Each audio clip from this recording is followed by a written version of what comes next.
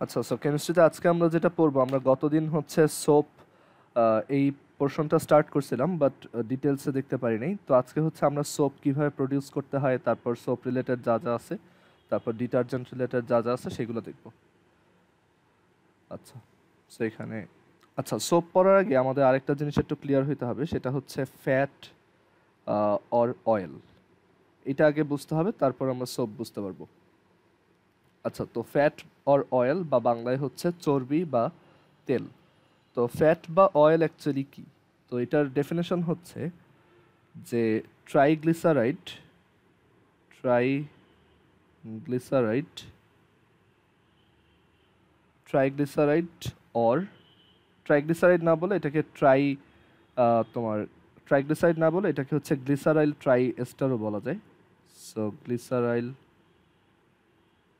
Try ester,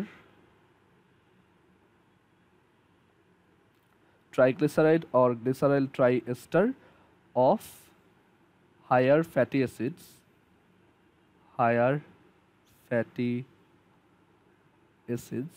are called fat or oil.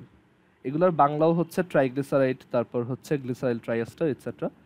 তো higher fatty acid বলতে বোঝাচ্ছি যে এমন একটা কার্বক্সিলিক অ্যাসিড বা অর্গানিক অ্যাসিড, আমরা তো দেখছি এটা organic কেমিস্ট্রিতে।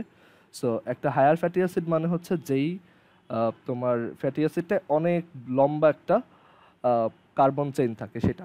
So triglyceride or glyceryl triester of higher fatty acids are called fat or oil. তো ফ্যাট অর অয়েল অ্যাকচুয়ালি কীভাবে প্রডিউস করা যায়, সেটা প্রডিউস করার জন্য হচ্ছে আমরা গ্লিসারিন ইউজ করি। গ্লিসারিন আর হচ্ছে গ্লিসারলও লেখা হয় এটাকে। সো এই গ্লিসারল বা গ্লিসারিন এটা কীভাবে, মানে এটার ফর্মুলা কি সেটা আগে একটু দেখি। তো এই গ্লিসারল থেকে হচ্ছে আমরা ফ্যাট সিনথেসিস করতে পারি, মানে ফ্যাট প্রডিউস করার জন্য অ্যাকচুয়ালি গ্লিসারল ইউজ করা হয় আর কি। তো আমরা আবার ফ্যাট অনেক সময় হচ্ছে কিছু ন্যাচারাল সোর্স থেকেও আনা যায়, যেমন অ্যানিমেলের বডি থেকে বা ডিফারেন্ট টাইপস অফ তোমার প্ল্যান্ট থেকেও ফ্যাট অর অয়েল হচ্ছে কালেক্ট করা যায়। বাট আমরা যদি এটার রিয়াকশন দেখি যে একটা গ্লিসারল থেকে কিভাবে ফ্যাট অর অয়েল প্রডিউস করা যায়, সেটা বোঝার জন্য আগে হচ্ছে আমরা গ্লিসারলের ফর্মুলাটা একটু দেখি। তো গ্লিসারল অর এটাই হচ্ছে আমাদের পরিচিত গ্লিসারিন আর কি। তো গ্লিসারল বা গ্লিসারিন যেটা, সেটার ফর্মুলা হচ্ছে এরকম: CH2 OH, তারপর হচ্ছে CH OH, আর হচ্ছে CH2OH। এটাই হচ্ছে গ্লিসারল অর গ্লিসারিন। তো এইখানে এই যে ফ্যাট অর অয়েলের নামের মধ্যেই দেখতেছো গ্লিসারাইড, তারপর গ্লিসারাইল ট্রাইএস্টার এটসেট্রা লেখা। সো এইগুলো আসলে বোঝাই যাচ্ছে গ্লিসারলের সাথে বা গ্লিসারিনের সাথে রিলেটেড। ওকে, সো এই গ্লিসারল বা গ্লিসারিন থেকে আমরা কিভাবে তোমার ফ্যাট পেতে পারি সেটা একটু দেখাই। তো এখানে বলা আছে triglyceride of higher fatty acids, তার মানে আমাদের ফ্যাটি অ্যাসিড লাগবে। তো ফ্যাটি অ্যাসিড আমরা এখানে ধরো একটা এক্সাম্পল দিই। এই যে গ্লিসারলটা আছে এটার সাথে ধরো আমরা একটা ফ্যাটি অ্যাসিড অ্যাড করলাম, যেটাতে হচ্ছে তোমার 16টা কার্বন আছে। সো এটা দেখতে এরকম C15, তারপর হচ্ছে H31 COOH। এটা একটা fatty acid C15H31 COOH। So আমরা যদি এইটাকে গ্লিসারলের সাথে অ্যাড করি, তখন এইখানে রিয়াকশনটা কিভাবে হয়? তো অ্যাকচুয়ালি দেখা যায় এটা তিনটা অ্যাড করা হয়, এটা একটা অ্যাড করা হয় না, এটা অ্যাকচুয়ালি তিনটা অ্যাড করা হয়। তিনটা অ্যাড করলে যেটা হয় যে প্রত্যেকটার এই যে COOH সেইটা অ্যাকচুয়ালি এই গ্লিসারলের সাথে তোমার অ্যাস্টার ফর্ম করে, ঠিক আছে? সো এই রিয়াকশনটা আমি তোমাদেরকে প্রবাবলি দেখাইছিলাম অর্গানিক কেমিস্ট্রিতে, যে এটা একটু সাইডে এখানে লেখো, যে ধরো একটা ফ্যাটি অ্যাসিড বা একটা তোমার কার্বক্সিলিক অ্যাসিডের সাথে আমরা যদি কোনো একটা অ্যালকোহল মিক্স করি, এই রিয়াকশনটা তোমরা দেখছো, একটা অ্যালকোহল যদি মিক্স করি তখন এখান থেকে হচ্ছে ওয়াটার ফর্ম হয়। সো অ্যাসিড থেকে আসে হচ্ছে এই OH, আর এই অ্যালকোহল থেকে আসে হচ্ছে H। সো এখানে দেখা যায় OH আর H মিলে তোমার H2O ফর্ম করে, আর বাকি টুক অ্যাড হয়ে তোমার একটা এস্টার ফর্ম করে RCOO আর প্রাইম। সো এটা হচ্ছে একটা এস্টার, এটা আমরা অর্গানিক কেমিস্ট্রিতে পড়ছিলাম। আর আর এই রিয়াকশনটাকে বলা হয় হচ্ছে এস্টারিফিকেশন রিয়াকশন। এটা হচ্ছে কি এস্টারিফিকেশন রিয়াকশন, মানে যেই রিয়াকশনে এস্টার প্রডিউস হয় এটা হচ্ছে এস্টারিফিকেশন রিয়াকশন। তো এইখানে অ্যাকচুয়ালি সেম রিয়াকশনটাই হচ্ছে। আমরা এখানে যেহেতু গ্লিসারলও actually one type of alcohol, যেটাতে অ্যাকচুয়ালি 3টা OH গ্রুপ আছে, রাইট? এখানে এই যে ওর নামের সাফিক্স দেখেও বোঝা যায় যে ও অ্যাকচুয়ালি একটা অ্যালকোহল, যেহেতু লাস্টে অল আছে। আমরা জানি অ্যালকোহলের লাস্টের সাফিক্স হচ্ছে অল। সো এখানে 3টা OH আছে, দ্যাটস ওয়াই ও হচ্ছে একটা তোমার অ্যালকোহল টাইপের কম্পাউন্ড। অ্যান্ড এটার সাথে আমি যদি একটা ফ্যাটি অ্যাসিড, একটা না অ্যাকচুয়ালি 3টা ফ্যাটি অ্যাসিড ইউজ করি, বিকজ একটা অ্যালকোহলের OH-এর জন্য একটা অ্যাসিড লাগে। সো 3টা অ্যালকোহলের OH-এর জন্য হচ্ছে আমাদের 3টা ফ্যাটি অ্যাসিড লাগতে পারে। সো এখানে আমরা যদি এরকম 3টা ফ্যাটি অ্যাসিড ইউজ করি, তখন দেখা যায় এখানে একটা ট্রাইগ্লিসারাইড নামের কম্পাউন্ড ফর্ম হয়, বা ওইটাকে আমরা গ্লিসারাইল ট্রাইএস্টার বলি, মানে 3টা এস্টার ফর্ম হবে। তো সেটা দেখতে কিরকম হবে দেখো, এইখানে যেমন OH। ভাইয়া একটু রিপিট করবেন? হ্যাঁ শিওর। কোন জায়গাটা? এই যে লাস্টের 2-3টা লাইন আই গেস। আচ্ছা ঠিক আছে। সো যেটা বলছিলাম যে অ্যাকচুয়ালি দেখো একটা কার্বক্সিলিক অ্যাসিড, এটা হচ্ছে একটা কার্বক্সিলিক অ্যাসিড বা ফ্যাটি অ্যাসিড। তো একটা কার্বক্সিলিক অ্যাসিডের সাথে যদি আমরা অ্যালকোহল মিক্স করি, তখন দেখা যায় যে ওয়াটার ফর্ম হয় আর হচ্ছে এস্টার ফর্ম হয়। তো এই রিয়াকশনটাকে আমরা এস্টারিফিকেশন রিয়াকশন বলি, বা বাংলায় হচ্ছে এস্টারিকরণ বিক্রিয়া। তো গ্লিসারল যেটা, বা যেটা হচ্ছে আমাদের তোমার ইউজুয়াল গ্লিসারিন যেটা, তো এই গ্লিসারল বা গ্লিসারিনও actually one type of alcohol. এটা অ্যাকচুয়ালি একটা অ্যালকোহল, বিকজ এখানে দেখো ওর স্ট্রাকচারে তুমি দেখতে পাচ্ছ 3টা OH আছে। এটা তুমি ইউপ্যাক নেমও লিখতে পারবা। এটা ইউপ্যাক নেমটা যদি আমি বলি, এটা ইউপ্যাক নেমটা হচ্ছে দেখো এখানে ফার্স্টে ওয়ার্ড রুট। তো ওয়ার্ড রুট হচ্ছে 3টা কার্বন, দ্যাটস ওয়াই এটা হচ্ছে প্রোপেন বা প্রোপান। আর যেহেতু 3টা আছে সো এখানে একটা হবে প্রোপেন। আর 3টা কার্বন যে কোনো দিক থেকে নাম্বারিং করা যায়। So 1 2 3 propane, 1 2 3 try all.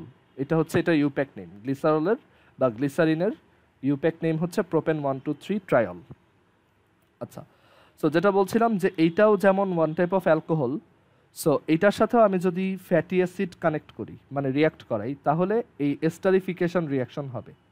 তো এখন গ্লিসারলে 3টা OH আছে, আর আমরা দেখছি এস্টারিফিকেশনে একটা OH-এর জন্য একটা কার্বক্সিলিক অ্যাসিড দরকার হয়। সো 3টা OH-এর জন্য আমরা যে কার্বক্সিলিক অ্যাসিডটা নিব সেইটা 3বার নিব। তাহলে কি হবে, প্রত্যেকটা OH-ই একই কাজ করবে। মানে এস্টারিফিকেশনে যেমন আমরা দেখছি যে প্রত্যেকটা অ্যালকোহলের H-টা বের হয়ে যেত, সো এইখানেও তাই হবে, ঠিক আছে? সো আমি যদি এটা আলাদা কালার দিয়ে দিই তাহলে বুঝতে পারবা যে কোন OH-টা কোথায় গেছে। তো এখন দেখো এই জায়গাতে এই প্রত্যেকটা মানে গ্লিসারিনের যে প্রত্যেকটা OH আছে, প্রত্যেকটা OH থেকে একটা করে H বের হয়ে আসবে। সো CH2O, তারপর এদিকে হচ্ছে CHO, আর এদিকে হচ্ছে আবার CH2O। আর এখান থেকে H গুলো বের হয়ে গেল। আর আমরা কি বলছি, অ্যাসিড থেকে কোনটা বের হবে? অ্যাসিড থেকে বের হবে OH। সো অ্যাসিড থেকে যদি OH গুলো বের হয়ে আসে, তাহলে যেটা থাকবে সেইটা এই জায়গায় কানেক্টেড হবে। সো 3টা আছে, সো 3টা হাতে 3টা লেগে যাবে। সো এখানে আসবে হচ্ছে OC, আমি উল্টা করে লিখতেছি আর কি, OC, তারপর হচ্ছে C15H31, তারপর এখানেও OC, C15H31, এখানে OC আর C15H31। সো আমরা গ্লিসারলের সাথে এই ফ্যাটি অ্যাসিডটা অ্যাড করে এইখানে একটা ট্রাইগ্লিসারাইড টাইপের কম্পাউন্ড ফর্ম করছি। এইটাই হচ্ছে ট্রাইগ্লিসারাইড, অর এটাই হচ্ছে গ্লিসারাইল ট্রাই এস্টার, গ্লিসারাইল ট্রাই এস্টার। এখন এই টাইপের কম্পাউন্ডকেই আমরা কি বলি? Fat or oil. তো এটাই হচ্ছে একটা তোমার বলতে পারো এটাই হচ্ছে একটা অয়েল। এটা অ্যাকচুয়ালি একটা অয়েল। ফ্যাট আর অয়েলের মধ্যে একটু ডিফারেন্স আছে, ওইটা আমরা একটু পরে দেখব। সেটা হচ্ছে একটা অয়েল, এটার নাম হচ্ছে গ্লিসারাইল পামিটেট, গ্লিসারাইল পামিটেট। ওকে, সো এইটা বুঝো নাই কেউ আসো? আমি দরকার হলে আবার এক্সপ্লেন করবো পুরোটা। আমি আরেকবার একটু শর্টলি বলি। তো ফ্যাট অর অয়েল হচ্ছে ট্রাইগ্লিসারাইড। হ্যাঁ হ্যাঁ বলতেছি। ফ্যাট অর অয়েল হচ্ছে triglyceride or glyceryl triester of higher fatty acid. মানে হায়ার ফ্যাটি অ্যাসিড মানে হচ্ছে যেই ফ্যাটি অ্যাসিডগুলা বা যেই কার্বক্সিলিক অ্যাসিডগুলাই অনেক লম্বা কার্বনের চেইন আছে, লাইক 18-19টা কার্বন আছে এরকম। ওকে, তো এখন ওই টাইপের ফ্যাটি অ্যাসিডের ট্রাইগ্লিসারাইড অর গ্লিসারাইল ট্রাইএস্টার কি হচ্ছে ফ্যাট অর অয়েল বলে। ফ্যাটের বাংলা হচ্ছে চর্বি আর অয়েলের বাংলা হচ্ছে তেল। তো দুইটার ডিফারেন্স আছে কিছু, তো সেটা আমরা পরে দেখব।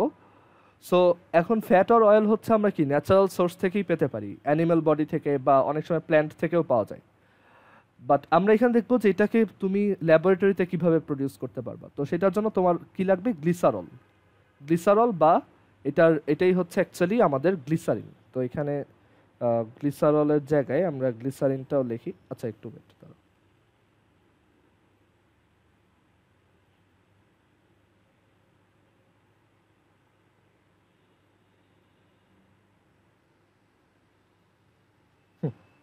আচ্ছা, সো যেখানে ছিলাম যে এই যে গ্লিসারল যেটা সেটারই অল্টারনেট নেমটা হচ্ছে মানে এটার অল্টারনেট নেম হচ্ছে গ্লিসারিন, যেটা আমরা ইউজ করি আর কি, হচ্ছে গ্লিসারিন।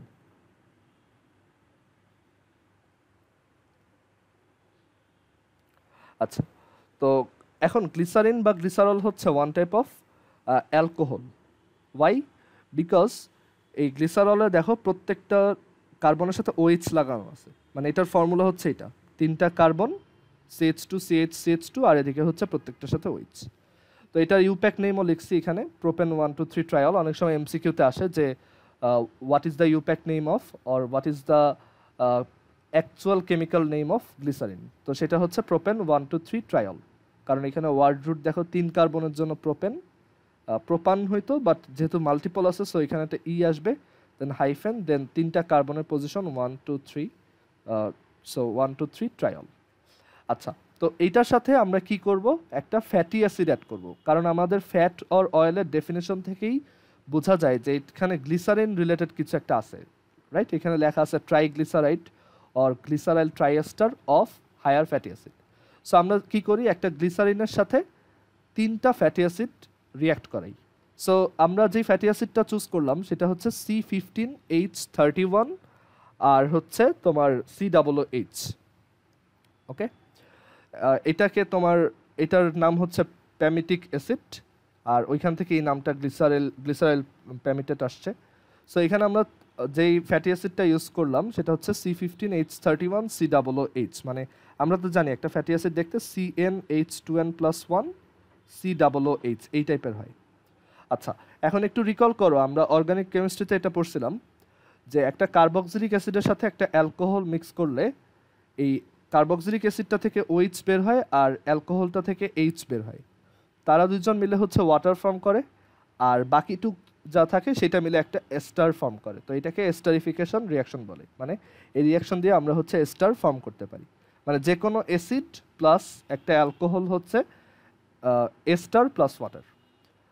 আচ্ছা, তো এখন এখানেও আমরা যদি ফ্যাটি অ্যাসিড অ্যাড করি 3টা, তাহলে সেম কাজ ঘটবে, বিকজ এখানে অ্যালকোহল আছে একটা, 3টা OH ওয়ালা অ্যালকোহল বা একটা তোমার ট্রাই অ্যালকোহল আছে, আর এই জায়গায় তুমি যে ফ্যাটি অ্যাসিডটা নিছো সেটা 3বার নিছো।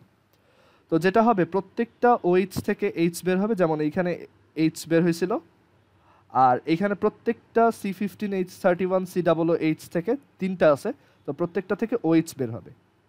আচ্ছা, এখানে আমার মনে হয় শুধু এইচটাকে বক্স করে দিলে ভালো বুঝতে পারবে। এটা আসলে OH বক্স করা হয়েছে জাস্ট বুঝাইতে যে এটা একটা অ্যালকোহল। আচ্ছা, সো এইভাবে বক্স করলাম। সো এই 3টা H আর এইখানে এই যে 3টা OH, তারা মিলে হচ্ছে 3টা ওয়াটার ফর্ম করবে, লাইক এই রিয়াকশনটার মতো দেখো। প্লাস বাকি যে C15H31 CO আছে, 3টা আছে, সেই 3টা এই জায়গায় অ্যাড হবে, 3টা 3 জায়গায় অ্যাড হবে। সো এইটা পাওয়া যাবে আর কি। সো এটাকে আমরা বলি ট্রাইগ্লিসারাইড অর গ্লিসারাইল ট্রাই এস্টার। মানে এটাকে কেন এভাবে বলা হইতেছে, যে গ্লিসারলের সাথে হচ্ছে এস্টারটা বানানো হয়েছে।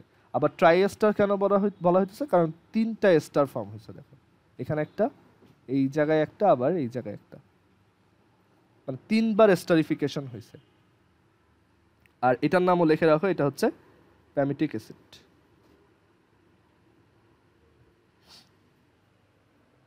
আচ্ছা, এখন বুঝতে পারছো? কারো আর কোনো কনফিউশন আছে?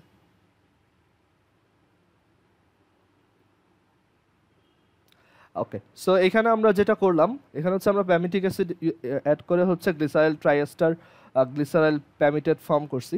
এটা ওয়ান টাইপ অফ অয়েল। এটা অ্যাকচুয়ালি মানে এটার ন্যাচারাল সোর্সটা হচ্ছে যে এটার নাম প্যামিটেট কেন। এটার নাম প্যামিটেট হচ্ছে এটা অ্যাকচুয়ালি পাম ট্রি থেকে পাওয়া যায়, ঠিক আছে? সো এর জন্যই নাম এরকম, পাম ট্রি অয়েল আর কি এটার নাম। এমসিকিউতে প্রায় আসে পাম ট্রি অয়েলের ফর্মুলা নিচের কোনটা। ওইখানে অবশ্য আরও এখানে তো স্ট্রাকচারালি দেখতেছো, এখানে একবারে পুরা কার্বন হাইড্রোজেন একসাথে করে লেখা থাকে। সো এটা একটু মুখস্থ রাখবা যে এটা হচ্ছে প্যামিটিক অ্যাসিড থেকে পাওয়া গ্লিসারাইল প্যামিটেট। ওকে, সো এখানে যদি আমরা অন্য একটা ফ্যাটি অ্যাসিড ইউজ করতাম, ধরো কার্বন চেইনের লেংথ এবার আরেকটু বাড়ালাম, আমরা ধরো এবার হচ্ছে 15-এর জায়গায় ধরো 17 ইউজ করলাম, তখন কি পাবো দেখো। পরের পেজে আসি। আচ্ছা, ফ্যাট আর অয়েল কেন পড়তেছি? কারণ এইটা ইউজ করে আমরা একটু পরে সাবান বানাবো। সো এর জন্য হচ্ছে আগে ফ্যাট আর অয়েল। হ্যাঁ বলো, কে কি বলবা? এই যে গ্লিসারল ট্রাইএস্টার, এটার আণবিক সংকেতটা কি হবে? আণবিক সংকেতটা তুমি নিজে লিখবা, এখান থেকে কার্বন কয়টা আছে হিসাব করবা, হাইড্রোজেন কয়টা আছে হিসাব করবা, অক্সিজেন কয়টা আছে, ওরকম। বুঝতে পারছো? জি। আচ্ছা, এটা অনেক সময় সিকিউর এতেও আসে যে গ্লিসারাইল প্যামিটেটের লেখো, তোমার ফর্মুলা লেখো। আচ্ছা, তো এখন হচ্ছে আমরা আরেকটা ফ্যাটি অ্যাসিড অ্যাড করে দেখি। সো আবার গ্লিসারল নেই বা গ্লিসারিন নেই এখানে, গ্লিসারিন আর হচ্ছে গ্লিসারল। গ্লিসারলের ফর্মুলা হচ্ছে CH2OH CHOH আর হচ্ছে CH2OH বা প্রোপেন 1,2,3 ট্রায়ল বা প্রোপেন ট্রায়ল।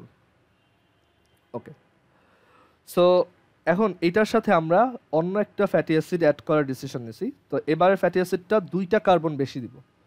তো এবার হচ্ছে সে C17, 17 হলে এখানে হাইড্রোজেন থাকবে 35টা, বিকজ 17 × 2 হচ্ছে 34, 34 + 1 হচ্ছে 35।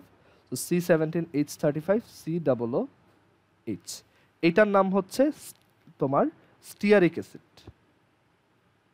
Stearic acid. আচ্ছা, সো দেখো আবারও ডেফিনেশনের সাথে মিলাও যে আমরা একটা ট্রাইএস্টার বা গ্লিসারাইড বানাচ্ছি।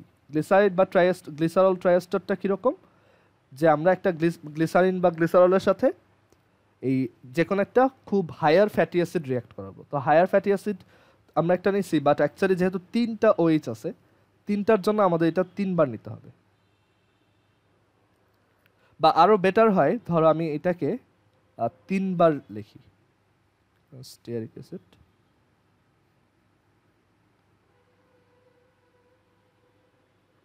এই একটা, তারপর এই একটা, হচ্ছে একটা।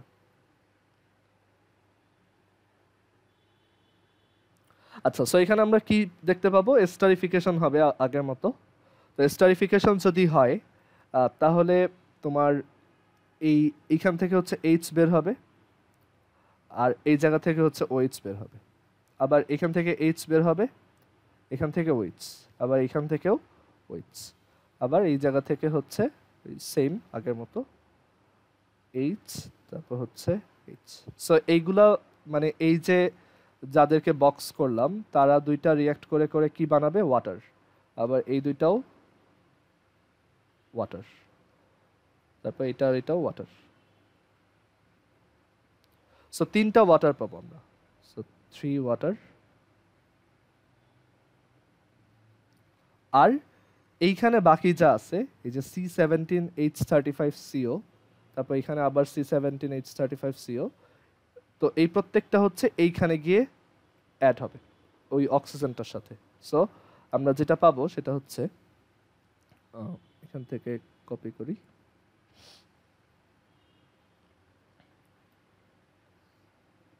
এটা। আর এবার হচ্ছে প্রত্যেকটা অক্সিজেনের সাথে ওই আমাদের ফ্যাটি অ্যাসিডের বাকি অংশটা এখানে অ্যাড হবে।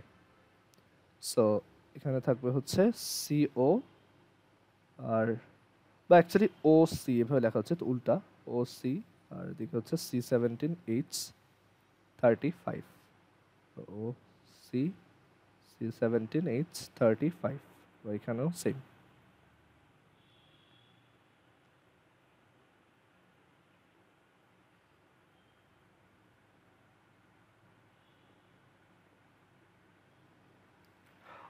ওকে, বা অনেক সময় এভাবে লেখা দেখবা, মানে আমরা যদি ফ্যাট অর অয়েলের জেনারেল ফর্মুলা বলি, এখানে লেখো যে general formula of fat or oil, general formula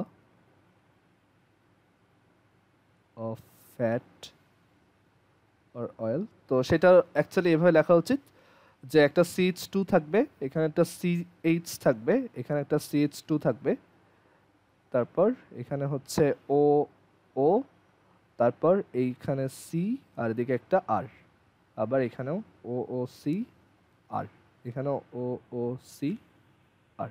এটাই হচ্ছে ফ্যাট অর অয়েলের জেনারেল ফর্মুলা। ইউজুয়ালি এইটাই বেশি ইউজ করা হয়, বাট এই জায়গায় আমরা যে স্টিয়ারিক অ্যাসিড ইউজ করে যে ট্রাইএস্টার বা গ্লিসারাইডটা বানাইছি, সেটার নাম হচ্ছে তোমার, এখানে দেখো স্টিয়ারিক অ্যাসিড ইউজ করছি, আগের বার হচ্ছে প্যামিটিক অ্যাসিড ইউজ করছিলাম দেখে নাম ছিল গ্লিসারাইল প্যামিটেট। সো বুঝতেই পারতেছো এবার নাম হবে গ্লিসারাইল স্টিয়ারেট। ওকে, স্টিয়ারিক যেহেতু, সো এটার নাম হচ্ছে গ্লিসারাইল স্টিয়ারেট, গ্লিসারাইল স্টিয়ারেট। ওকে, সো গ্লিসারাইল স্টিয়ারেট এটাও একটা ট্রাইগ্লিসারাইড, গ্লিসারাইড বা ট্রাইগ্লিসারাইড যাই লেখো, ট্রাইগ্লিসারাইড অর হচ্ছে এটা একটা তোমার গ্লিসারাইল ট্রাই এস্টার, কারণ এটা তিনটা এস্টার ফর্ম হয়েছে এখানে। So glyceryl try ester.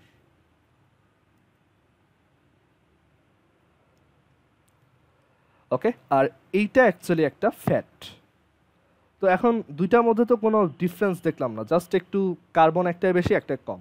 এটা হচ্ছে একটা ফ্যাট, মোর প্রিসাইজলি বললে এটাই হচ্ছে অ্যানিম্যাল ফ্যাট, মানে যেটা গরু বা ছাগলের গা থেকে যেটা পাওয়া যায় আর কি, এটাই হচ্ছে ফ্যাটের মেইন ইনগ্রেডিয়েন্ট আর কি। ওকে, তো অ্যাকচুয়ালি এত সিম্পল না ব্যাপারটা, ব্যাপারটা হচ্ছে যে এক একটা টাইপের তেল বা চর্বিতে এইগুলোর মিক্সচার থাকে, অনেক টাইপের ট্রাইগ্লিসারাইড বা গ্লিসারাইল ট্রাইএস্টার মিক্সচার থাকে, হয়তো এই কয়টা কার্বনের আছে, আবার আরেকটা জায়গায় হয়তো অন্য নাম্বার অফ কার্বনের একটা ট্রাইগ্লিসারাইড বা গ্লিসারাইল ট্রাইএস্টার আছে, এরকম মানে এইগুলোর মিক্সচারই অ্যাকচুয়ালি ফ্যাট। ওকে, সো এটাই হচ্ছে আমাদের general formula of fat or oil. তো ফ্যাট আর অয়েলের মধ্যে মানে প্রাইমারি ডিফারেন্সটা কি? তো ফ্যাট আর অয়েলের মধ্যে প্রাইমারি ডিফারেন্সটা হচ্ছে যে ফ্যাটের মেল্টিং পয়েন্ট অনেক হাই হয়, মেল্টিং পয়েন্ট হচ্ছে বেশি, আর অয়েলের মেল্টিং পয়েন্ট হচ্ছে লো। এর জন্য আমরা অয়েলকে ইউজুয়ালি লিকুইড অবস্থায় দেখি। ওকে, আরও কিছু ডিফারেন্স আছে এখানে, স্যাচুরেশন তারপর হচ্ছে আনস্যাচুরেশন, এই সব কিছু ব্যাপার আছে, বাট ওইগুলো আমাদের দরকার নেই আপাতত, ওইগুলো তোমরা পরে শিখবা আর কি, যেহেতু এই চ্যাপ্টারটা অত ডিটেলসে আমরা পড়বো না।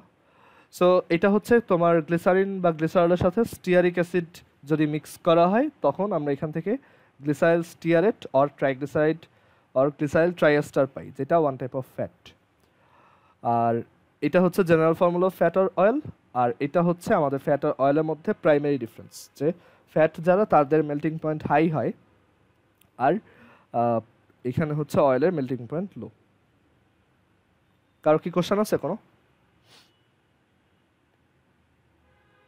আচ্ছা, সো এই পর্যন্ত যদি বুঝে থাকো, তাহলে আমরা এখন কিভাবে সোপ বা সাবান বানানো যায় সেটা দেখি।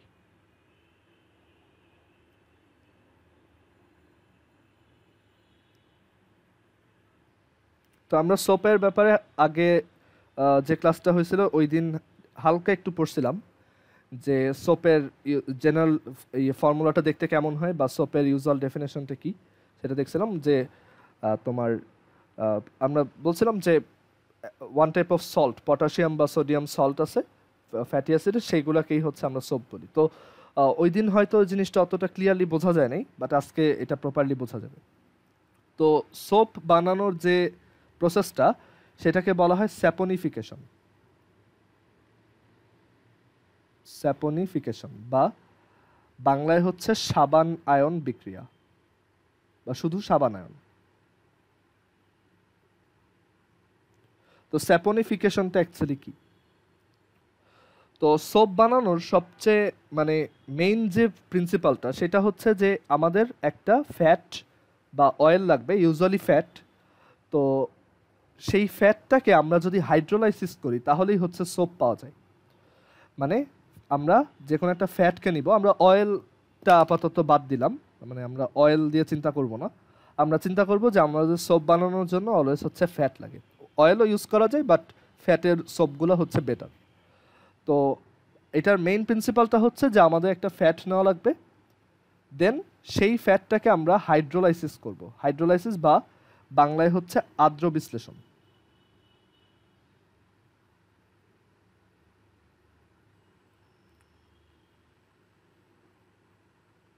হাইড্রোলাইসিস মানে কি? হাইড্রোলাইসিস মানে হচ্ছে ইউজুয়ালি ওয়াটার দিয়ে কোনো একটা জিনিসকে আমরা যদি মানে একটা যে কোনো একটা কম্পাউন্ডের সাথে আমরা যদি ওয়াটার অ্যাড করে সেটাকে ডিসোসিয়েট করাতে পারি, সেটাই হচ্ছে অ্যাকচুয়ালি হাইড্রোলাইসিস। বাট এটা শুধু হাইড্রোলাইসিস করলে হবে না, এটা অ্যালকালাইন হাইড্রোলাইসিস হইতে হবে। মানে এটাতে শুধু ওয়াটার অ্যাড করে আমরা হাইড্রোলাইসিসটা করব না, আমরা ওয়াটারের সাথে অ্যালকালাইন বা ক্ষার ব্যবহার করে তারপর আর্দ্র বিশ্লেষণ করব। তো এটাকে বলা হয় একসাথে অ্যালকালাইন হাইড্রোলাইসিস বা বাংলায় হচ্ছে ক্ষারীয় আর্দ্র বিশ্লেষণ। তো তুমি যদি যে কোনো একটা ফ্যাটকে ক্ষারীয় আর্দ্র বিশ্লেষণ করো, ঠিক আছে, লাইক তুমি যদি গরুর চর্বি কালেক্ট করতে পারো বা যে কোনো চর্বি কালেক্ট করতে পারো, এটাকে যদি অ্যালকালাইন হাইড্রোলাইসিস করতে পারো ল্যাবরেটরিতে, তাহলে তুমি ওইখান থেকে সোপ পাবা। শুধু সোপ পাবা না, এখানে আরেকটা বাই প্রোডাক্টও পাবা, সেটা হচ্ছে গ্লিসারিন। মানে এই যে প্রথমে আমরা যে গ্লিসারিন ইউজ করে ফ্যাট বানাইছিলাম সেটাই আবার তুমি ফেরত পাবা। সো গ্লিসারিন অর গ্লিসারল, এটা হচ্ছে আমাদের বাই প্রোডাক্ট বা উপজাত, মানে যেটা আমাদের দরকার না, আমরা বানাইতে চাই সোপ, এটা আমাদের এক্সট্রা চলে আসছে আর কি।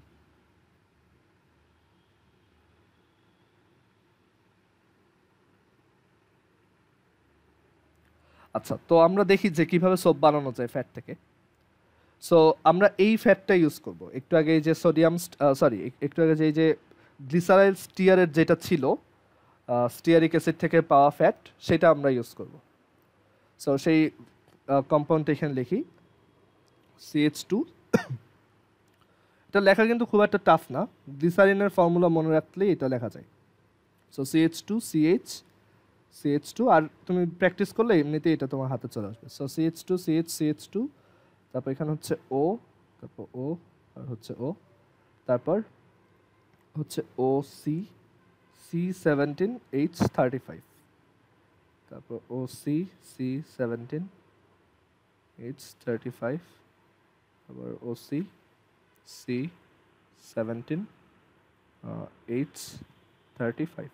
এটাই হচ্ছে আমাদের, এটা অ্যাকচুয়ালি একটা সলিড কম্পাউন্ড, মানে এটা চর্বি তো দেখছই মনে হয়, এটা অ্যাকচুয়ালি মানে সলিড।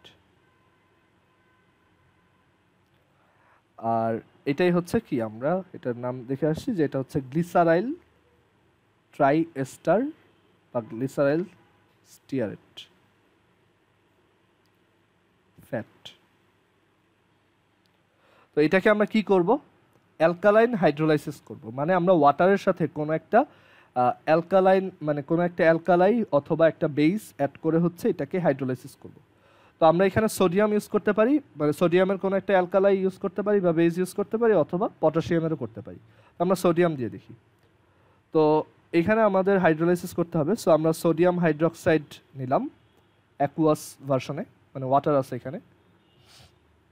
অ্যান্ড এটা অ্যাকচুয়ালি তোমার একটা ইউজ করলে হবে না, এখানে যে রিয়াকশনটা হবে দেখো, এই যে সোডিয়ামটা দেখতেছো আর এই যে ওয়েটসটা দেখতেছো, তো এটা ফার্স্ট অফ অল ডিভাইডেড হয়ে যাবে।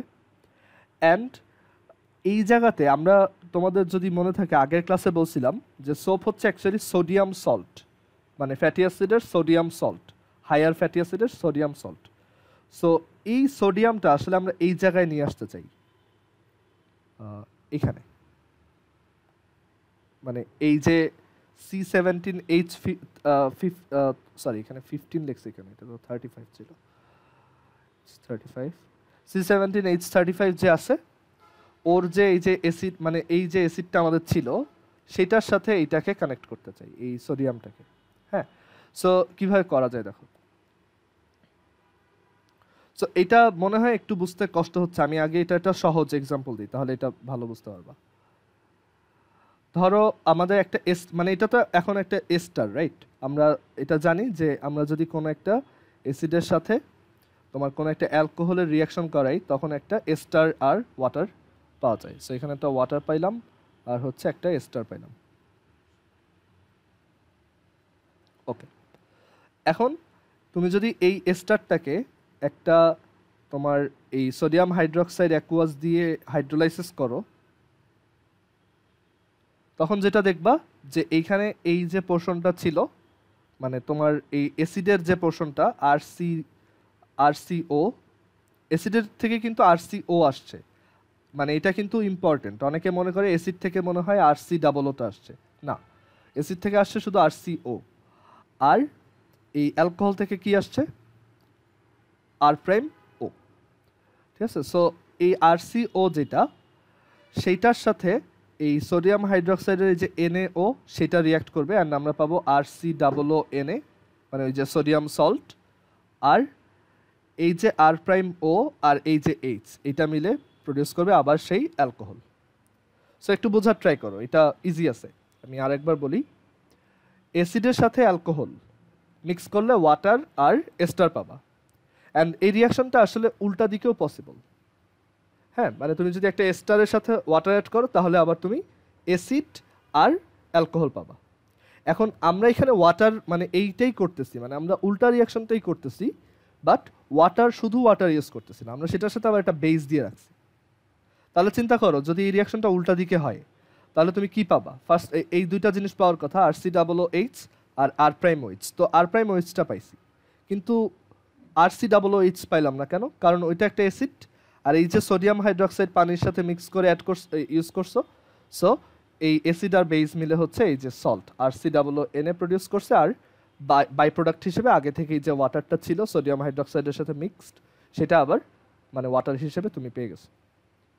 ওকে, সো এই রিয়াকশনটি এইখানে করব।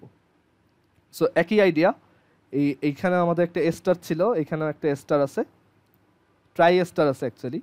তো একটা এস্টারের সাথে একটা সোডিয়াম হাইড্রোক্সাইড, সো সিমিলারলি ট্রাই এস্টারের সাথে 3টা সোডিয়াম হাইড্রোক্সাইড।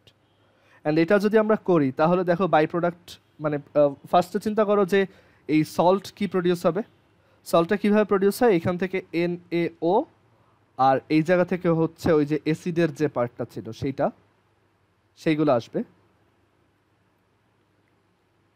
এটা এটা এটা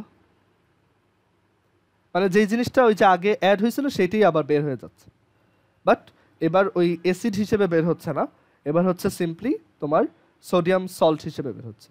সো এখান থেকে এই NaOটা এটার সাথে যদি অ্যাড হয় তাহলে আমরা এরকম স্ট্রাকচার পাবো, C17H35 COONA। তারপর এটা অ্যাকচুয়ালি 3বার পাবো, কারণ এখানে একটা হবে, এখানে একটা হবে, আবার এখানে একটা হবে, মানে এটার সাথে এই NaO অ্যাড হয়ে C17H35 COONA পাওয়া যাবে, এটা 3বার আসবে। আর এইখানে এই যে Hটা ছিল, 3টা H ছিল, সেই 3টা H আবার ওই অক্সিজেনের সাথে রিঅ্যাক্ট করে তোমার এখানে বসে যাবে। ওকে, জাস্ট আগের রিয়াকশনটা উল্টা, মানে এখানে আমরা যেভাবে ফ্যাট বানাইছি গ্লিসারিন থেকে সেটা উল্টা। সো এখানে 3টা পাবো আর ওয়াটার পাবো হচ্ছে, মানে সরি এখানে এই Hটা যদি এখানে গিয়ে বসে তাহলে আমরা এটা পাবো CH2OH, ওই যে একটা বাই প্রোডাক্ট অ্যালকোহল পাওয়ার কথা সেটাই পাচ্ছি, CH2OH CHOH আর আবার CH2OH, যেটা অ্যাকচুয়ালি গ্লিসারিন বা গ্লিসারল।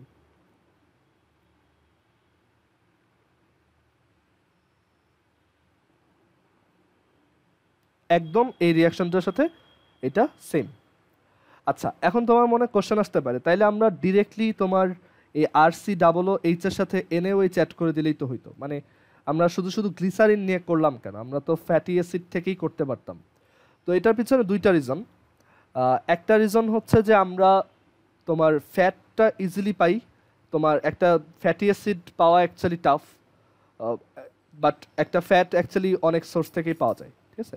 সো এর জন্য ফ্যাট দিয়ে করাটা এটা বেটার, যে আমরা ফ্যাটের ডিরেক্টলি হচ্ছে অ্যালকালাইন হাইড্রোলাইসিস করব। মানে সোপ ইন্ডাস্ট্রিতে যারা থাকবে তারা যেটা করবে জাস্ট ফ্যাট কালেক্ট করবে অ্যান্ড সেটাকে জাস্ট অ্যালকালাইন হাইড্রোলাইসিস করলেই গ্লিসারিনও পেয়ে যাবে আবার সোপও পেয়ে যাবে, ঠিক আছে?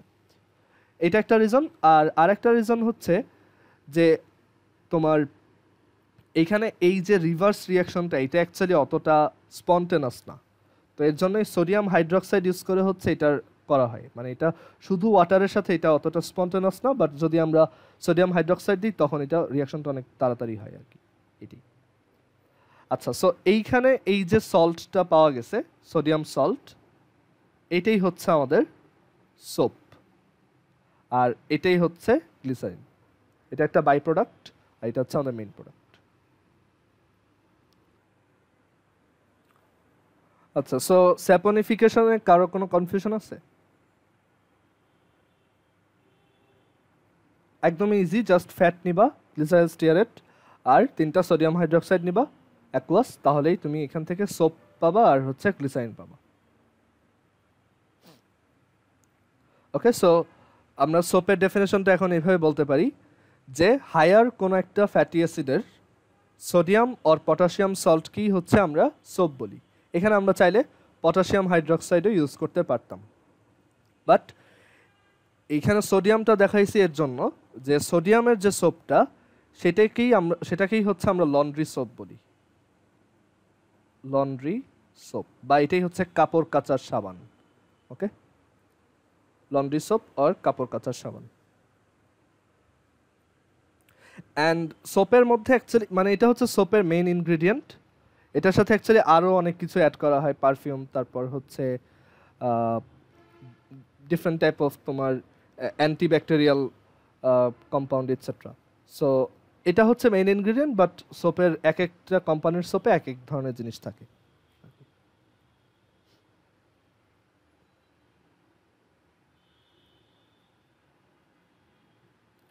আচ্ছা, তো এখন আমরা দেখি যে সোপ কিভাবে তোমার এই কাপড় থেকে ময়লা পরিষ্কার করে, সেটা এখন বোঝার ট্রাই করি।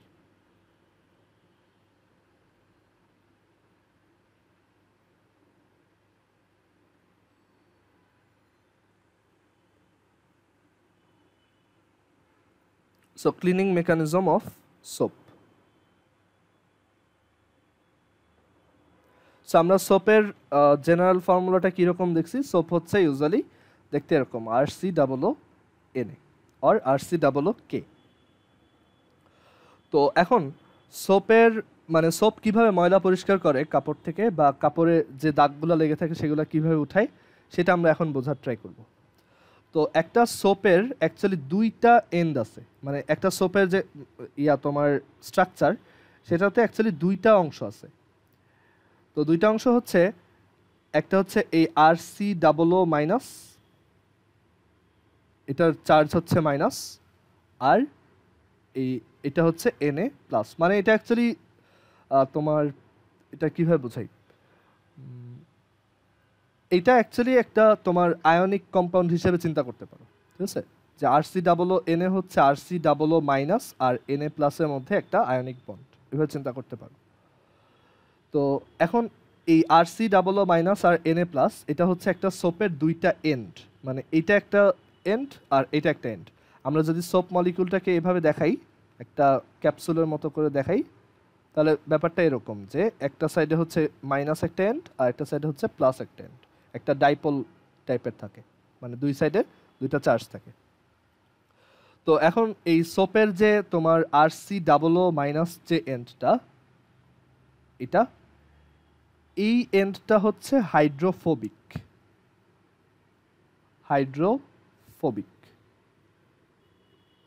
আর এই Na প্লাস যে এন্ডটা এটা হচ্ছে হাইড্রোফিলিক।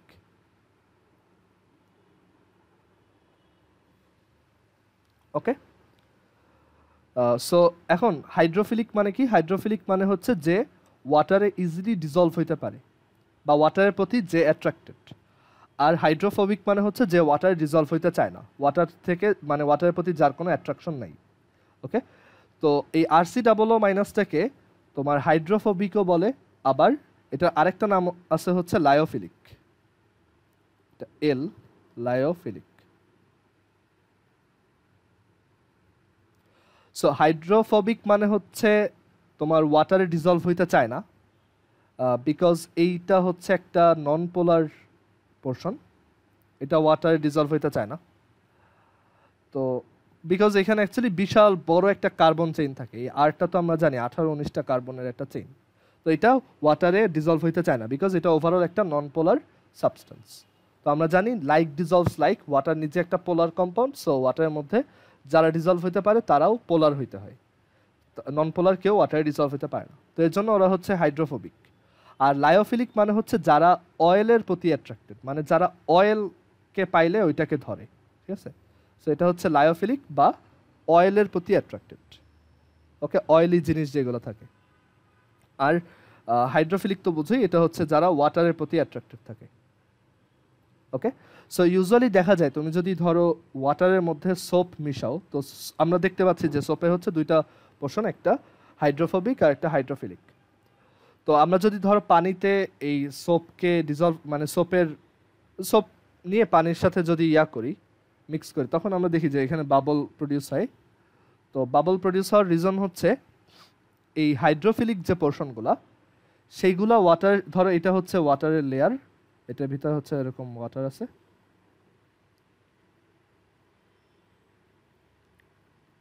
সো দেখা যায় এই হাইড্রোফিলিক যারা আছে তারা ওয়াটারের মধ্যে ডিজলভড অবস্থায় থাকে ইউজুয়ালি।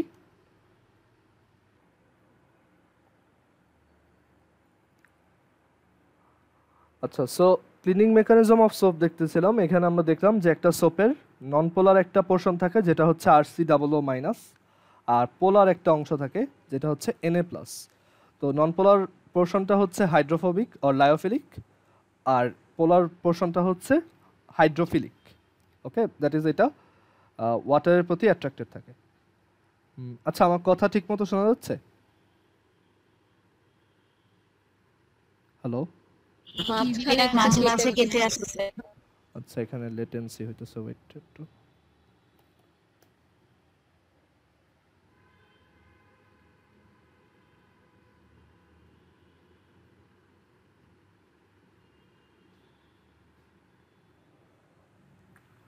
আচ্ছা, সো এখন হোপফুলি শুনতেছো ঠিক মতো। আচ্ছা, সো এই হাইড্রোফিলিক যে পোর্শনটা সেটা অ্যাকচুয়ালি ওয়াটারের মধ্যে ডিজলভড অবস্থায় থাকতে প্রেফার করে, আর এটার সাথে যে তোমার এই নন পোলার বা হাইড্রোফোবিক বা লায়োফিলিক যেটা, সেটা অ্যাকচুয়ালি দেখা যায় একটা এয়ারের লেয়ার ক্রিয়েট করে, মানে এটা ওয়াটার ডিজলভ হইতে চায় না, সো এটা উপরে থেকে যায়। সো RC00 মাইনাস সে হচ্ছে এয়ারের সাথে অ্যাটাচড থাকে ইউজুয়ালি, ওকে। সো এই যে তোমার এখানে যে স্ট্রাকচারটা দেখতেছো, এটার জন্যই হচ্ছে দেখা যায় তুমি যদি ওয়াটারের সাথে সোপ মিক্স করো তখন ওইখানে এরকম এয়ার বাবল দেখা যায় সারফেসে, বিকজ ওই RC00 মাইনাসগুলো হচ্ছে ওয়াটারে ডিজলভড হয় না, তো ওরা উপরে থেকে যায়, তো ওরাই একটা লেয়ার ফর্ম করে যেটা হচ্ছে তোমার বাবল হিসেবে আমরা দেখি। আচ্ছা, তো এখন এইটা দেখা আমাদের মেইন কাজ না, আমরা যেটা দেখবো সেটা হচ্ছে যে একটা সোপ কিভাবে তোমার কোনো একটা ক্লথ থেকে বা একটা কাপড় থেকে কিভাবে ময়লা দূর করতে পারে, বা কোনো একটা ডার্ট বা অয়েল বা গ্রিজ এগুলো কিভাবে সরাইতে পারে। তো আইডিয়াটা হচ্ছে যে ধরো এখানে আমরা একটা সারফেস আঁকলাম, বা একটা কাপড়ের সারফেস আঁকলাম, বা একটা ক্লথের সারফেস আঁকলাম, তো এটার উপরে হচ্ছে ধরো সাম সর্ট অফ অয়েলি একটা ডার্ট লেগে আছে, মানে ইউজুয়ালি সব ডার্টগুলোই হচ্ছে অয়েলি বা গ্রিজ টাইপের হয়, তো এখানে এটা সারফেসে লেগে আছে। তো ফার্স্ট অফ অল যেটা দেখা যায় যে এইখানে এই যে সোপের যে মলিকিউলগুলা হাইড্রোফিলিক আর হাইড্রোফোবিক পোর্শন থাকে যেগুলাতে, সেইগুলা এটা যেহেতু অয়েল দিয়ে বানানো, মানে এই ডার্ট বা গ্রিজ বা যে কোনো ধরনের অয়েল যদি এখানে থাকে সেগুলো সবই অ্যাকচুয়ালি অয়েলি সাবস্টেন্স, তো ওরা হচ্ছে কি লায়োফিলিক, মানে এই সোপের এই পোর্শনটা হচ্ছে কি লায়োফিলিক। তো দেখা যায় সোপের এই যে মাইনাস এন্ড যেগুলো আছে সেইগুলা এই সোপ, মানে এই যে ডার্ট যেটা আছে সেইটার কাছে অ্যাট্রাক্টেড হয়। তো এখানে যদি আমরা কয়েকটা সোপ মলিকিউল আঁকি, ধরো বড় করেই আঁকি, এই হচ্ছে একটা সোপ মলিকিউল, তারপর ধরো এ আর একটা সোপ মলিকিউল, তুমি দেখবা যে কাপড় পরিষ্কার করার সময় ফার্স্টে হচ্ছে কাপড়ে সাবান লাগায় রেখে দেওয়া হয় অনেকক্ষণ, তারপর ওইটাকে জোরে ঘষা দেওয়া হয়। সো এখানে ফার্স্টে যেটা করা হয় যে সাবান যদি মানে সাবান পানির মধ্যে যদি কাপড়কে ডুবানো হয়, তখন এই সাবানের যে মলিকিউলগুলো আছে সেইগুলার এই হাইড্রোফোবিক বা লায়োফিলিক পোর্শনগুলো এই ডার্টটার কাছে অ্যাট্রাক্টেড হয়।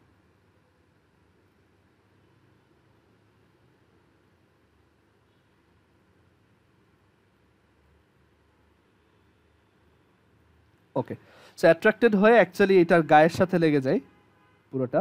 এখানে দেখো এইটা এখানে লাগছে, তারপর এটা এখানে লাগছে, এটা এখানে লাগছে, সো এটা এরকম লেগে থাকে।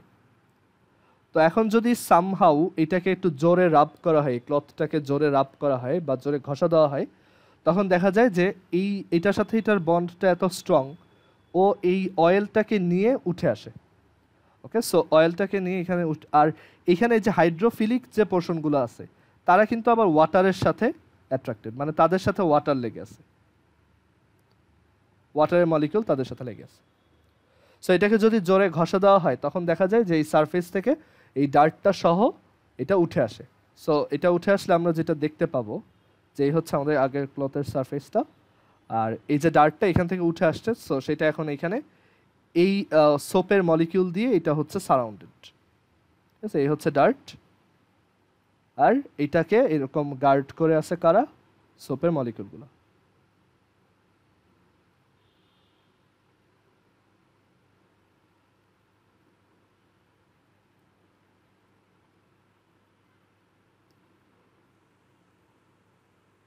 ওকে, আর এইটার বাইরে দিয়ে কি থাকে? একটা ওয়াটারের লেয়ার থাকে, বিকজ বাইরে হচ্ছে ওই হাইড্রোফিলিক এন্ডগুলা। তো এর জন্যই দেখা যায় যে কাপড় পরিষ্কার করার সময় প্রচুর ফেনা প্রডিউস হয় বা প্রচুর তোমার স্কাম প্রডিউস হয়। ওকে, তো এটা প্রচুর এই যে তোমার বাবল বা স্কাম এগুলো প্রডিউস হয়, কারণ হচ্ছে এইখানে এই তোমার যে ডার্টটা থাকে ওইটাকে নিয়ে হচ্ছে সোপের মলিকিউলগুলো ওইটাকে সারাউন্ড করে রাখে আর কি। অ্যান্ড এইভাবেই হচ্ছে সারফেস থেকে এটা উঠে আসে, অ্যান্ড দেন যদি জোরে রাব করা হয় এটা উঠে আসে, অ্যান্ড পরে তুমি যদি পানি দিয়ে ধুয়ে ফেলো এটা পানির সাথে চলে যায়। হ্যাঁ, কারো কি কোনো কোশ্চেন আছে? সমুদ্রে যে ফেনা হয় ওটা কি সেম এই কারণেই হয়? না, সমুদ্রে ফেনার রিজন আলাদা, ওইটা আলাদা, বুঝতে পারছো? ওইটা অ্যাকচুয়ালি দেখা যায় যে ওইখানে আরো মানে সমুদ্রে ওইটার ফেনা হওয়ার রিজন হচ্ছে ওইটা সল্টি ওয়াটার, তো ওইখানে আলাদা রিজন কাজ করে, ওইটা অয়েলের জন্য না, এটা আলাদা। আচ্ছা, সো এখানে দেখা যাচ্ছে যে এইভাবে হচ্ছে সোপ মলিকিউল ডার্টকে সারাউন্ড করে সারফেস থেকে উঠে আনে। ওকে, আর এই যে এইগুলাকে আমরা এক একটা ড্রপলেট বলি, মানে ছোট ছোট ড্রপ বা খুব ছোট বিন্দু আর কি, এগুলো চোখে দেখা যায় না, বাট এগুলো হচ্ছে এক একটা ড্রপলেট, অ্যান্ড এই ড্রপলেটগুলো ফর্ম হয় দেখেই তোমার পানিতে প্রচুর পরিমাণ ইমালশন প্রডিউস হয়। ইমালশন মানেই হচ্ছে এই ফেনা হওয়া। ঠিক আছে, কারোর কি কোশ্চেন আছে এখানে? আচ্ছা, তো এখন দেখা যায় যে সব ধরনের পানিতে তুমি দেখবা যে তোমার সব পানিতে ঠিক মতো ফেনা বা স্কাম বা ইমালশনটা হয় না। কিছু পানিতে ঠিক মতো হয়, আবার কিছু পানিতে এটা ঠিক মতো হয় না। তোমার পানিটা যদি পিওর পানি হয় তাহলে দেখবা যে সোপ ইউজ করলে প্রপারলি তোমার এই ইমালশনটা ক্রিয়েট হয়, বাট তোমার পানিটা যদি আগে থেকেই পানিটাই যদি পলিউটেড থাকে, এই টাইপের পানিকে আমরা হচ্ছে হার্ড ওয়াটার বলি, হার্ড ওয়াটার বা বাংলায় হচ্ছে খড় পানি। খড়, এটা ইউজুয়ালি হয় যখন পানিতে হচ্ছে তোমার ক্যালসিয়াম আর পটাশিয়াম আয়ন ডিজলভ থাকে।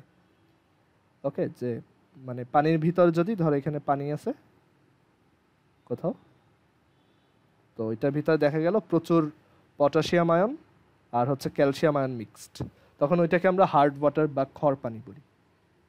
তো এই হার্ড ওয়াটারে দেখা যায় তোমার পানিতে প্রপারলি তোমার ইমালশনটা হয় না, আর এর জন্য এই সব পানিতে কাপড় পরিষ্কার করার জন্য প্রচুর সাবান ওয়েস্ট হয়। ওকে, কারণ তোমার সাবানটা এখানে বা সোপটা এখানে খুব একটা ইফেক্টিভ না। অনেক বাসার লাইনে এরকম পানি থাকে যে ওই পানিগুলো একটু হার্ড ওয়াটার, মানে ওইটা একটু পলিউটেড ওয়াটার থাকে, বা একটু ওইটাতে হচ্ছে এরকম আয়ন প্রেজেন্ট থাকে, তো দেখা যায় ওইসব পানিতে তোমার ঠিকমতো ইমালশনটা বা তোমার ঠিকমতো কাপড়টা ক্লিন করা যায় না, প্রচুর সাবান ইউজ করা লাগে আর কি। সেই জন্য যত ভালো পানিতে তুমি ক্লিনিং করবা তত ভালো।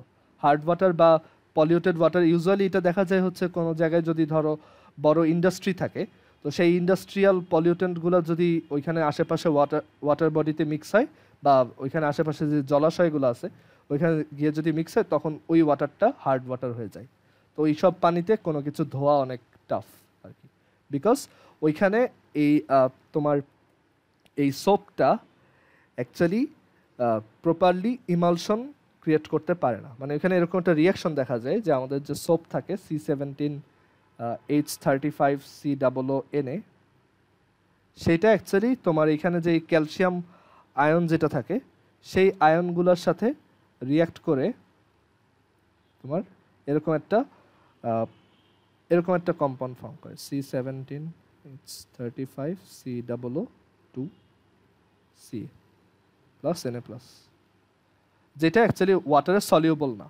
তো এই যে সোপটা আমরা ইউজ করলাম হার্ড ওয়াটারের মধ্যে, তো ওই হার্ড ওয়াটারের মধ্যে যে আয়নগুলো আছে ক্যালসিয়াম 2+ বা পটাশিয়াম প্লাস, তারা এইখানে এই সোডিয়াম বা পটাশিয়ামকে এখানে যে সোডিয়ামটা থাকে সেটাকে রিপ্লেস করে এরকম একটা কম্পাউন্ড বানায়। এই কম্পাউন্ডটা পানিতে সলিউবল না, ইনসলিউবল।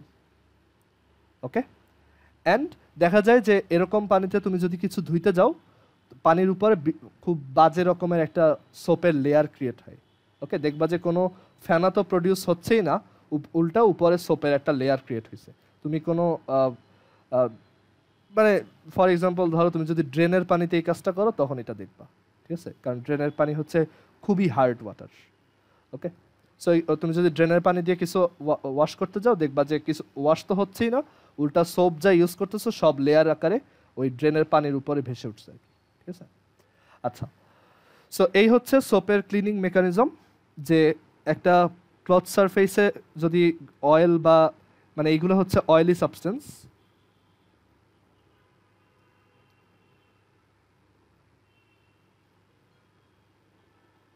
সো ওইগুলোর প্রতি হচ্ছে আমাদের সোপের নন পোলার পোর্শনটা অ্যাট্রাক্টেড হয় অ্যান্ড দেন ওইখান থেকে খুব দ্রুত এটা উঠে আসতে পারে। তুমি এটার আরেকটা এক্সাম্পল হিসেবে চিন্তা করতে পারো, ধরো তোমার হাতে যদি তেল লেগে যায়, ঠিক আছে, ইউজুয়ালি গরুর মাংস খাওয়ার পর যেটা হয়, তো দেখবা যে তোমার ওইটা কিন্তু পানিতে উঠে না, মানে পানি দিয়ে তুমি যদি ওয়াশ করো অয়েলটা কিন্তু তোমার হাতে লেগে থাকে। বাট তুমি যদি একটু তোমার কোনো একটা সোপ ইউজ করো তখন দেখবা যে ওইটা সোপটা ইউজ করার সাথে সাথে হাত থেকে ওইটা উঠে আসতেছে, কারণ ওই সোপের যে হাইড্রোফোবিক বা লায়োফিলিক যে পোর্শনটা সেইটা ওই অয়েলটাকে টেনে ওইখান থেকে ইমালশন ক্রিয়েট করে বা ফেনা ক্রিয়েট করে ওইখান থেকে উঠে আসছে। ওকে, সো এটাই হচ্ছে রিজন। ওকে, অ্যান্ড দেন তুমি পানি দিয়ে ধুয়ে ফেললে ওইটা চলে যায়। সো কারো কি কোশ্চেন আছে এখানে সোপের ক্লিনিং মেকানিজম নিয়ে?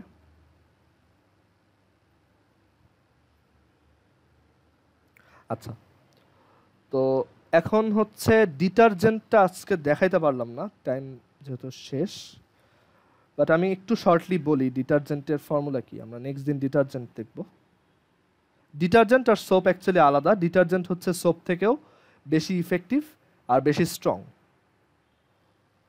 তো ডিটারজেন্ট হচ্ছে অ্যাকচুয়ালি আমরা সোপের ক্ষেত্রে দেখছি যে সোপ হচ্ছে ফ্যাটি অ্যাসিডের sodium salt, but detergent actually different. Detergent হচ্ছে ফ্যাটি অ্যাসিড না, বাট এখানে হচ্ছে আমরা এক টাইপ অফ অ্যাসিড ইউজ করব যেটা হচ্ছে সালফোনিক অ্যাসিড। সো তুমি বলতে পারো এটা হচ্ছে সালফোনিক অ্যাসিডের সল্ট, সালফোনিক অ্যাসিড সল্ট। সবচেয়ে কমন যে ডিটারজেন্টটা আছে সেটা হচ্ছে sodium lauryl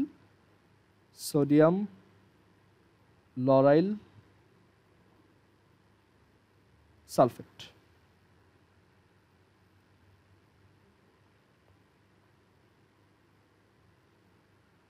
sodium lauryl sulphate, অথবা এটাকে সোডিয়াম ডোডেকাইল সালফেটও বলে। নেক্সট দিন দেখবো এটার ব্যাপারে ডিটেলস। আর আরেকটা জিনিস দেখাইতে হবে যে সোপ আর ডিটারজেন্টের মধ্যে ডিফারেন্স কি, কোনটা কোন কেসে ইফেক্টিভ। অবভিয়াসলি ডিটারজেন্ট তোমার বডির জন্য ইফেক্টিভ না, বা ডিটারজেন্ট তোমার হাত ধোয়ার জন্য ইফেক্টিভ না, হয়তো ক্লিন হবে বাট ওইটা তোমার জন্য ক্ষতিকর। সো এটা আমরা দেখবো যে ডিটারজেন্ট আর সোপ কেন ডিফারেন্ট বা কেন দুই কেসে ইউজ করা হয়। সো সোডিয়াম ডোডেকাইল সালফেট, মানে এটার অল্টারনেট নেম। আর ডিটারজেন্ট অ্যাকচুয়ালি অনেক টাইপের হয়, ডিটারজেন্টের অনেক ধরনের কোয়ালিটি ফ্যাক্টর আছে, অনেক ধরনের ডিটারজেন্ট হইতে পারে।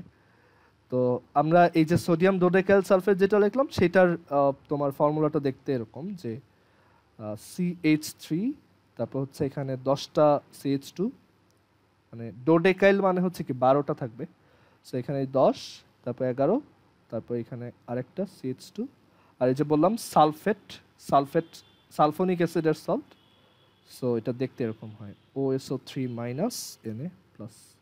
এটাই হচ্ছে ডিটারজেন্ট। আমরা নেক্সট দিন এটা আরো দেখব। আজকে এই পর্যন্ত থাকুক কেমিস্ট্রি, এখন হচ্ছে ম্যাথ দেখি। আচ্ছা, সো যা যা দেখাইছি কারো কোনো কোশ্চেন থাকলে বলতে পারো।